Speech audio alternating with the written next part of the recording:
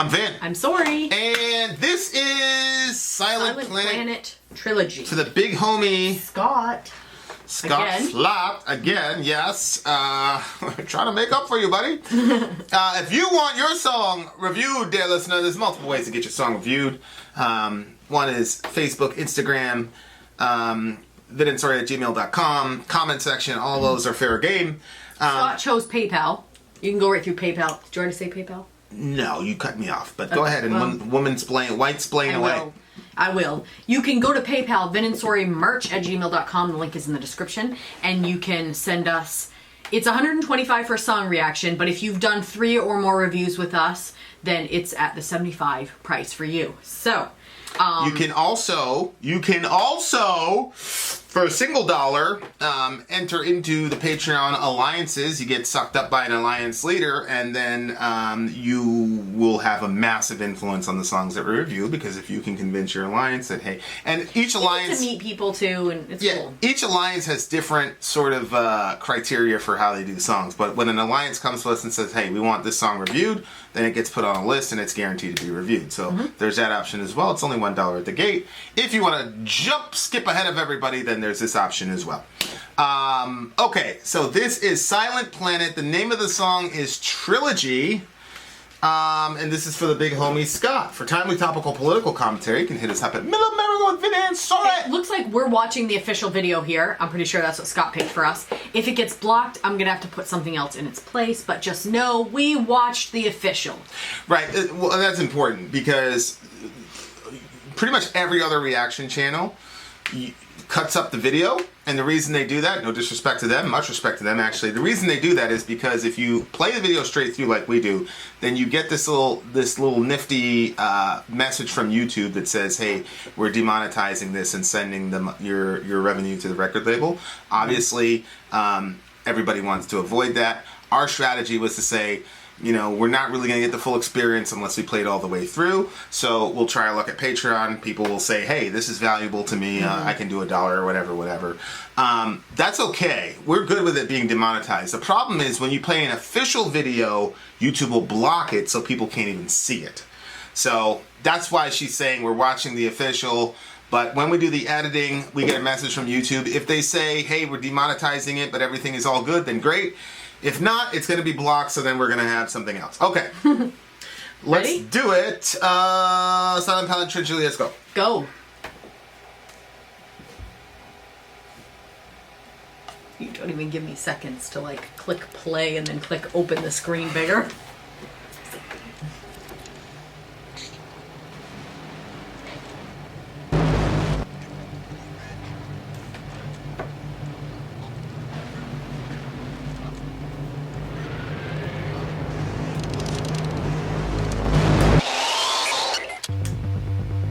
Whoa.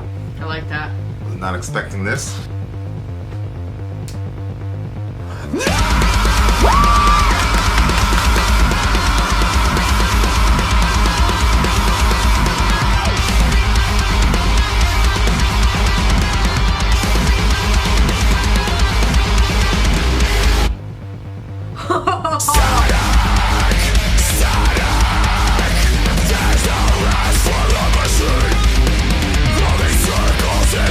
Take my body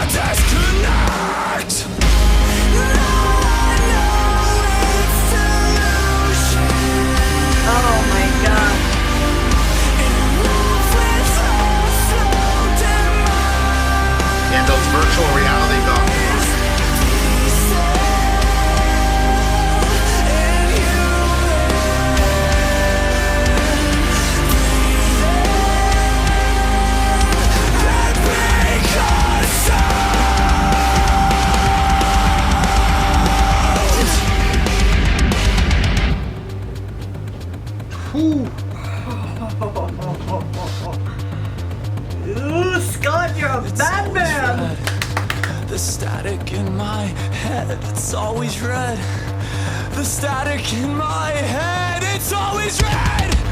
The static in my head, it's always red. The static in my head.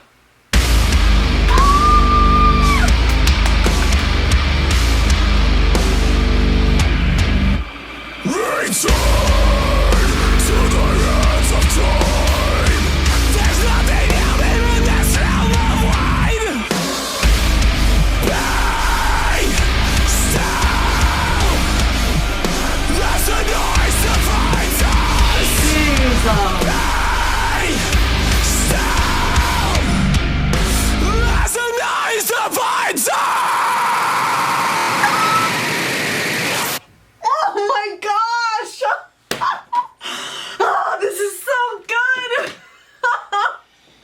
Yikes! I'm a little confused, Scott, because in your message to me you said Silent Planet struggling with depression, but the YouTube video, the link that you sent me was this video. So honestly, I don't know which one you wanted. I don't know if there's like I don't maybe think another there's a song called Struggling with Depression. I think he's saying when he struggles with depression. Okay, so Oh my word, this is so good! here's the singer. The lyrics for this song won't really be like a research paper or whatever. I was in the mental hospital Yep. and basically just wrote it from the gut in one pass. Yep. That's what I got. Well, from it. some of it helped me. I also felt like a machine while being there, so it's about trying to become human again. Whoa. Word. And the singing was incredible. And that guy, I've never heard a guy do that with his voice before. What? The screaming? No. Or The the singing, it sounded like female vocals. Oh, it was very high. Yeah. Yeah, he got Yeah. yeah. And it was so good. Yeah. And then the screaming vocals and the desperate in there, the desperation, and then when he got like the like that was like it that had the perfect sound. I was like, is there anything in this song Whoa. that's not perfect? This is a very recent record. Oh wow, February 14th. A couple months And ago. then when the music stops and you feel like you just got thrown into the air and you're about to come back down again, it's like, and then it's like, I love it when songs do that. I love it. Yeah, you like rising action a lot. And Oh stuff. my You've been a big Korn fan back in the day. word. Well, it was interesting. I hope the video gets through. I don't know. I have If my the video doubts. doesn't go through, you have to You look gotta, it up. we'll put the video in the link of the thingamajiggy Yeah. because you have to watch it. But he had those virtual reality goggles, so he was seeing that, and then he was looking for stuff. But then it was all virtual reality. It wasn't real basically. And then it's talking about the delusion. Now I know it's delusion. In love with the slow demise. What made you? Oh my There was a word. line that reminded because I spent 6 months in the mental hospital. Yeah. So, what there is this particular line in this song We that talked about the white room. yes, I said, I was like, knew it. oh yeah. There's nothing human in this room of white. Yeah, I remember. Shout out to Dr. Petzel. Much love to the big homie. But I remember she had. I was in a pretty bad. I had high anxiety, major depression, blah blah blah blah blah. There was like a whole. It was. I forgot like the things that they had me on. I was pretty crazy, but one of them. I remember you saying Wellbutrin. Well, Wellbutrin was. That's what everybody has? That was like the. Oh. It's like watered down Prozac. Oh. I don't really know, but it was a SR sustained release, so it didn't impact me at immediately. But there was a couple of them. It wasn't saying it was something else. It was something very very powerful that like even if you wanted to, you couldn't get beyond a certain. Like if I start my day and I'm usually at like an 8. Like this thing that it was like it kept you at a 3, and in my mind I was like, whoa, like I want to get like beyond a 3. I want to be like at a 4 to 5, and you couldn't because it was just you were just flat. Kept you neutral. Yeah. Now the other side of that was you didn't want to jump off a bridge, and so it accomplished that. But at the time it was just like, whoa. I had a serious problem with it because I couldn't get my energy level, my awareness. It's very, very hard to describe being on this particular medication. And so I was on it. She said, well, try it for a week. They were like just throwing everything at the wall with me because they were convinced I was going to they were really worried. Yeah. Because, like I said in a couple of videos ago, something happened where I got access to something and I went completely to town on my arm, and it was pretty nightmarish stuff. I mean, they had to change bed sheets and all that. My word. I don't even know how you did it with that. So, So everybody was like convinced, like, this kid's, he's gonna, because it's not like prison. Like they don't sit somebody with you. As a matter of fact, I had a roommate. So it's not like they could sit with you for 24/7. Right. So, and there's only so many things that they can do, and I think they were like, if he's that inventive to do harm to himself, we got to do something with this kid or he's gonna die. So I understand why they did it. A lot of people criticize people in that industry. Oh, they're just throwing drugs at people, blah blah blah. And I think that's true for a lot of it. But in my case, I really felt like, especially the doctor that was assigned to me, I really felt like she actually did care about me. And so she was kind of. I could tell that she liked me, but she was trying to maintain that. I mean, I was like 17, 18, and she was, 50, whatever. But I could tell that I think they all liked me. I think they were all like kind of sweet on me, and they felt bad for me, and they were very worried. So I felt like they were doing their best. And because I know there's a lot of criticism that goes with it. And some of the staff there were pretty ridiculous. But as far as like the team of doctors that I had, I felt like they were trying to take care of me. But yeah, I remember I kind of felt mechanical a little bit, and it was like everything was like on a 1 second delay.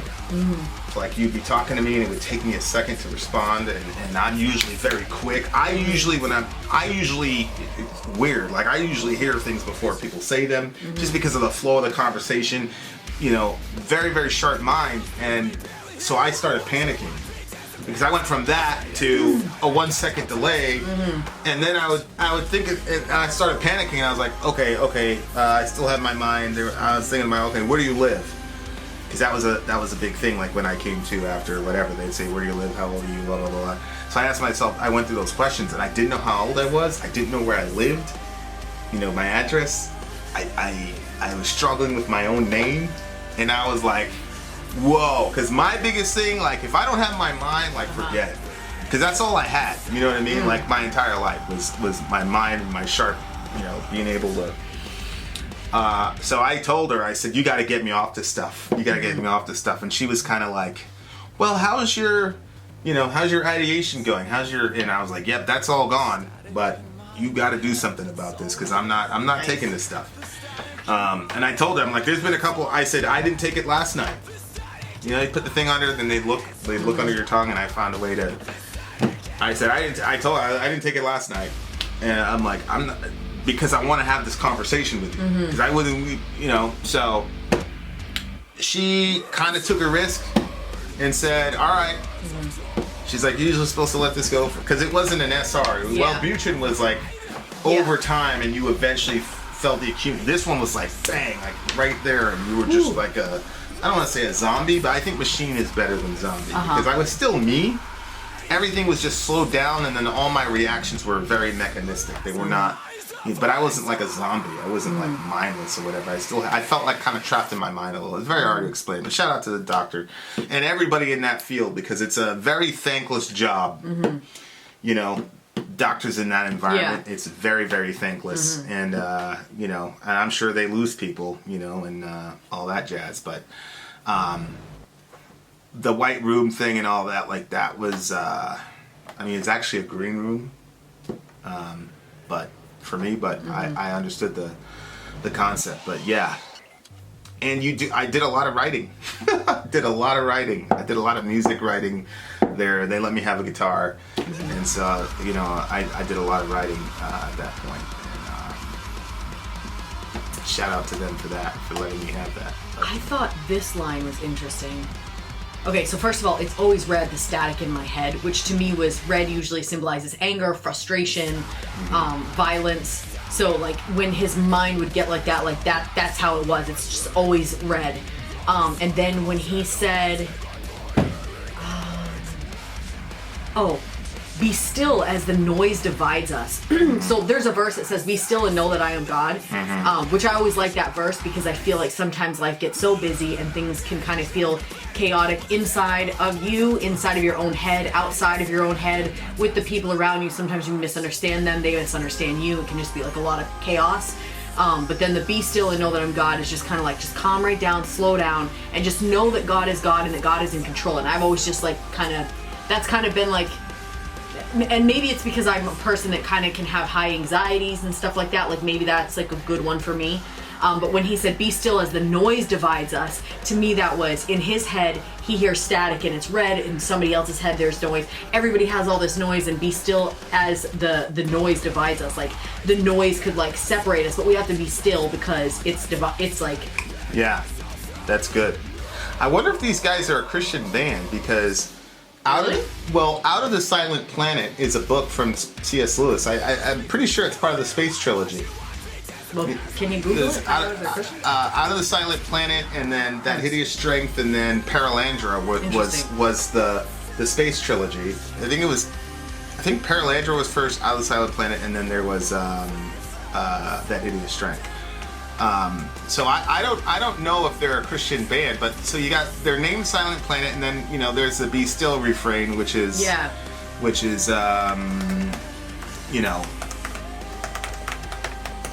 there you go. Let's see. Look, metalcore, progressive metalcore, post-rock, Christian metal. Oh, they are Christian.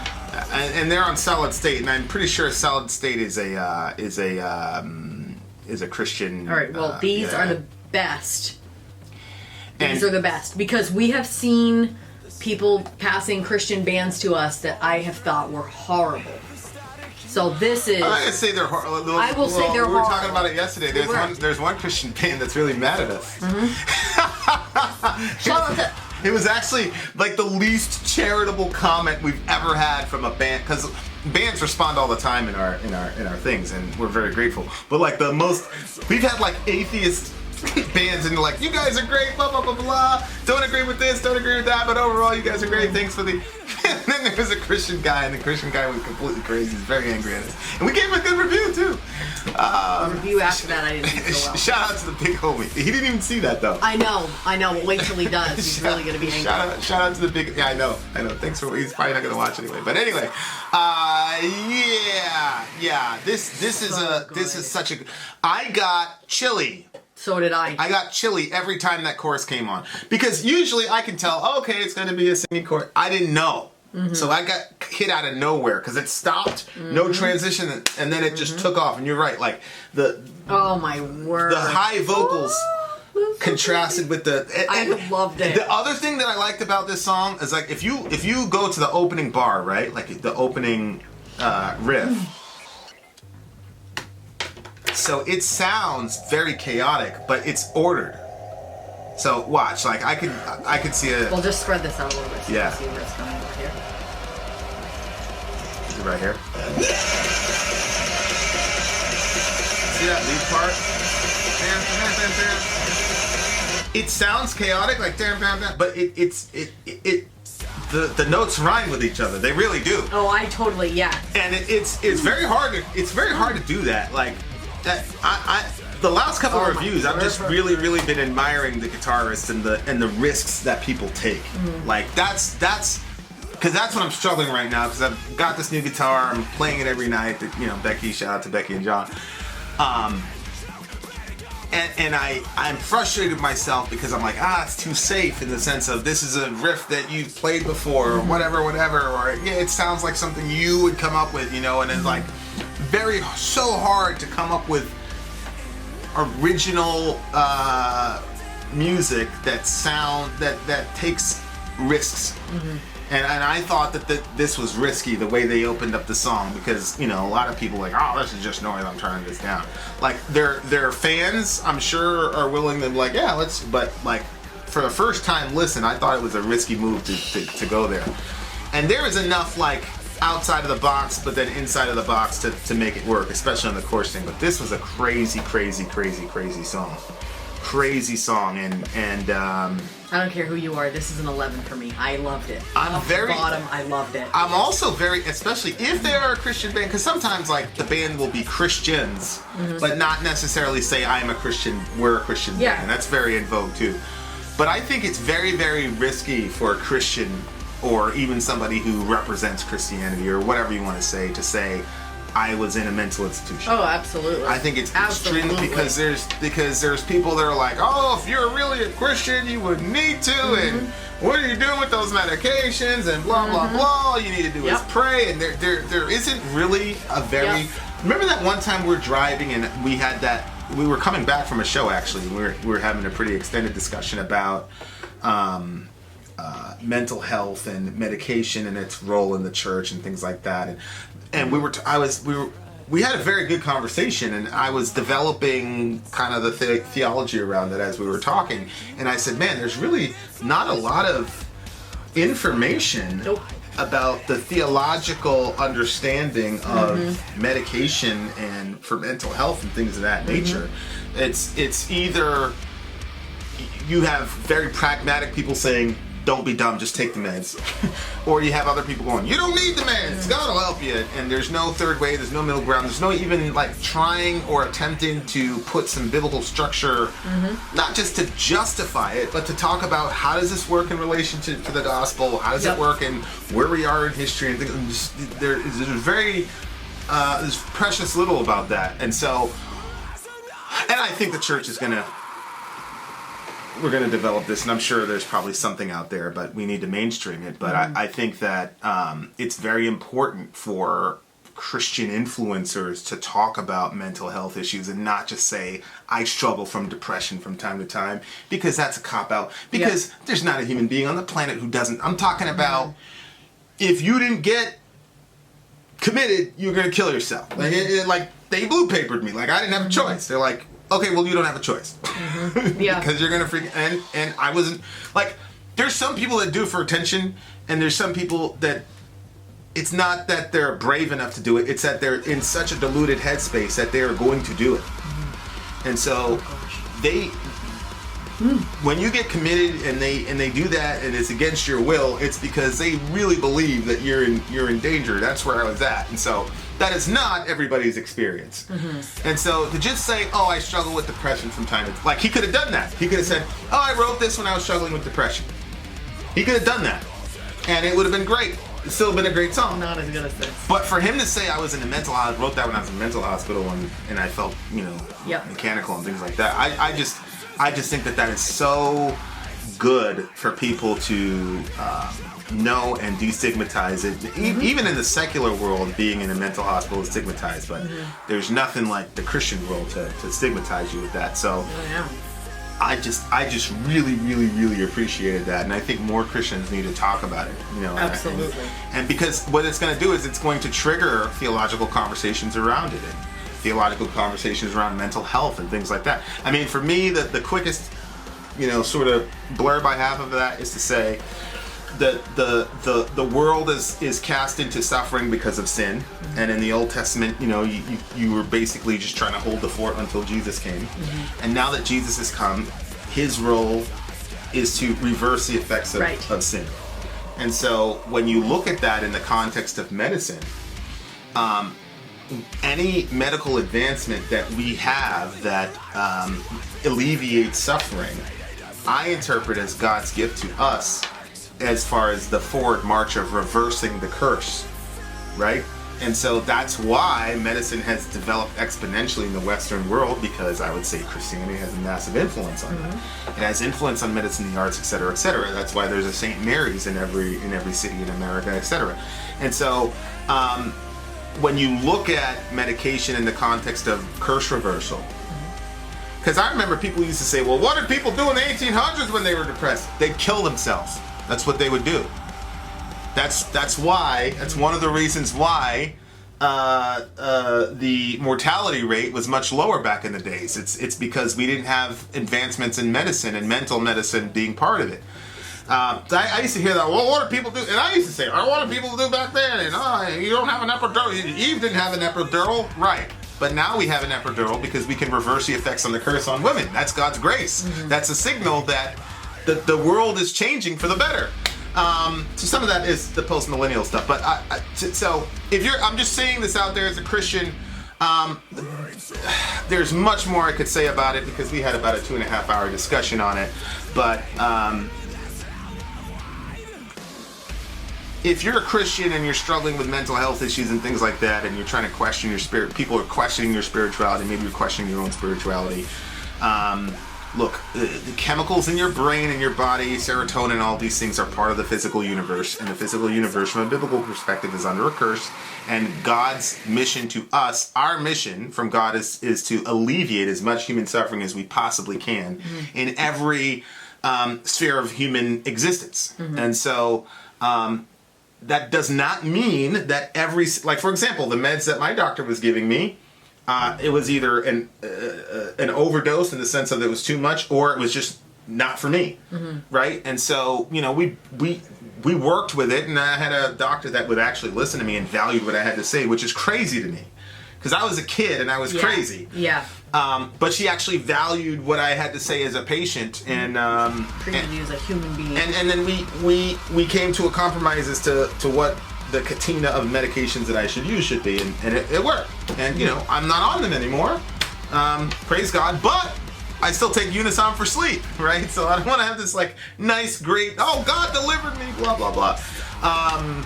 I don't want to jump off a bridge anymore, and I don't want to tear my arm to shreds anymore. But for that period of time when I was given that medication from my doctor, it absolutely contributed to why I'm still here. Some of y'all are disappointed. God forgive you, miserable ass. All right. So I just kudos to the guy for that, man. I'm gonna go ahead and give this an 11 as well, just because of him going out and doing. This is a band I really want to talk to. Oh, I know, me too. So who was this again? What do you mean, the Aspert? Yeah. What's the guy's name? So Scott, all Silent Planet fans, get on it. I'm gonna reach out to him. You guys reach out to him. Show him this video. And we rarely ever ask for that, but I really want to talk to this guy, just because, you know, we've got that to relate to, and I think Sori wants to talk to him as well. Just not too long, Sure. 11 for me. 11 for me. Then out. Sorry, out. Gone. We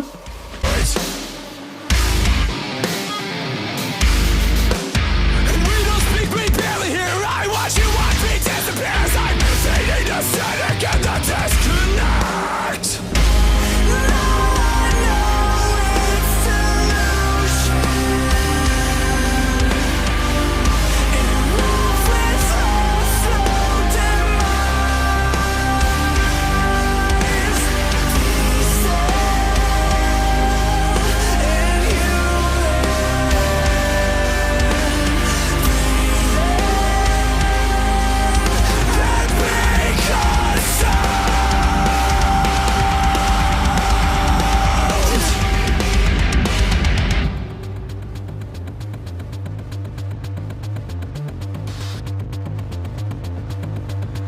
It's always red. The static in my head, it's always red. The static in my head, it's always red. The static in my head, it's always red.